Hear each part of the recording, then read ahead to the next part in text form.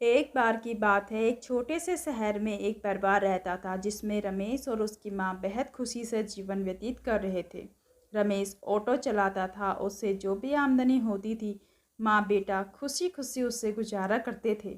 एक दिन उसकी मौसी रमेश के घर आई। उसने रमेश की माँ से रमेश की शादी के बारे में बात की, जिसे सुनकर माँ बहुत खुश हुई।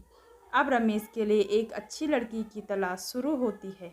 कुछ ही दिनों में रमेश की मौसी को रूपा नाम की एक लड़की मिली, जो देखने में बेहद खूबसूरत थी। रमेश को भी रूपा बहुत पसंद आई और दोनों ने शादी कर ली।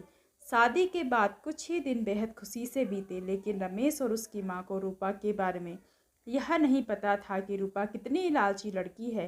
रूपा से शादी के कुछ ही दिनों बाद ही अपना रंग दिखाना शुरू कर दिया था। वह महीने में कई बार किटी पार्टी जैसे समारोह में जाने लगी, जिसके लिए रूपा हर पार्टी में नए कपड़े और नए कीमती जेवर पहनती थी।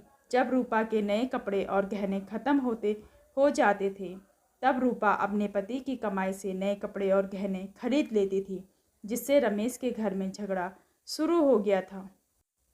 कई बार ऐसा होता कि महीने का राशन लेने के भी जो पैसे होते थे, उन पैसों को रूपा अपने लिए कपड़े और गहने खरीद लेती थी। एक दिन रमेश ने कहा, रूपा, अपने लिए नए कपड़े और गहने खरीदने में इतना पैसा बर्बाद करने का क्या फ़ायदा है।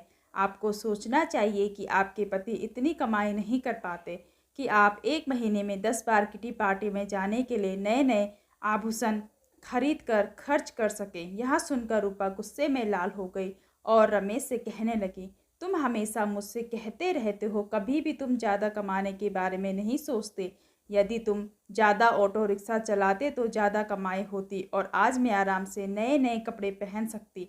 यह कहकर रूपा अपनी सास के पास चली जाती है और कहती है, माँ जी, जो गहने आपके पास है मुझे दे दो, मैं इसे पहनकर किट्टी पार्टी में जाऊंगी। रमेश की माँ ने पूरी बात सुनने के बाद कहा, पुराने ज़माने में सभी बहुएं अपने जेवर सास को देती थी, लेकिन तुम मुझसे गहने मांग रही हो। रूपा ने कहा, तुम गहने को क्या करोगी, मुझे दे दो। अंत में रमेश की माँ ने सभी गहने रूपा को दे दिए और रूपा उन गहनों को पहनकर किटी पार्टी में चली गई। इधर रूपा को जाने के बाद कुछ ही देर बाद घर में रमेश की मौसी आ गई। उसने रमेश की माँ से रूपा के बारे में पूछा तो माँ ने रूपा के बारे में सारी बातें बताई। यह सुनकर मौसी ने रूपा को सबक सिखाने की सोची। रूपा की सास भी इस खेल में शामिल हो गई। रमेश की चाची घर का सारा सामान और राशन अपने घर ले गई और थोड़ी देर में अपने सारे गहने और नए कपड़े ले आए।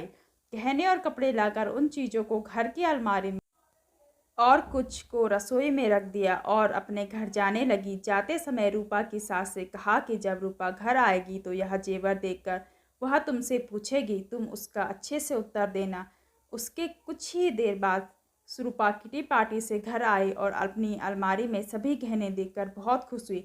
लेकिन शाम को जब रूपा रसोई में खाना बनाने गई तो उन्हें फिर से राशन के डिब्बे में गहने मिले, जिसे पाकर रूपा की खुशी का ठिकाना नहीं था। लेकिन जब रूपा ने किचन में राशन की तलाश की तो उसे कुछ नहीं मिला, जिससे वह परेशान हो गई और अपनी सास के पास गई। पूछा कि माँ जी, किचन का राशन कहाँ गया। तब सास ने कहा कि बहू, आपको गहने और कपड़े सबसे ज़्यादा पसंद है, इसलिए आज मैंने घर का सारा राशन और सामान बेचकर आपके लिए नए गहने कपड़े खरीद लाई हूँ।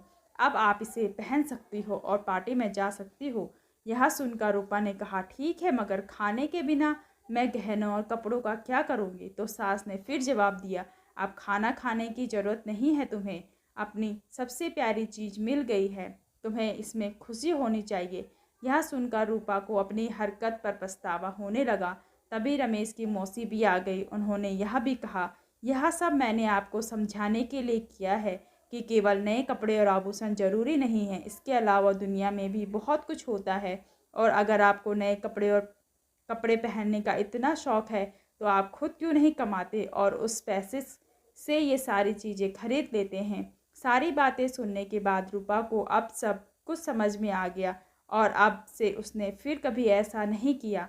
अपने पति के कमाए हुए पैसे में खुशी खुशी रहने लगी। इस कहानी से हमें शिक्षा मिलती है कि हमें कभी भी फिजूल खर्चे नहीं करने चाहिए। इसके साथ ही हमें जो ज़रूरी चीज़ें हैं उसमें ज़्यादा ध्यान देना चाहिए।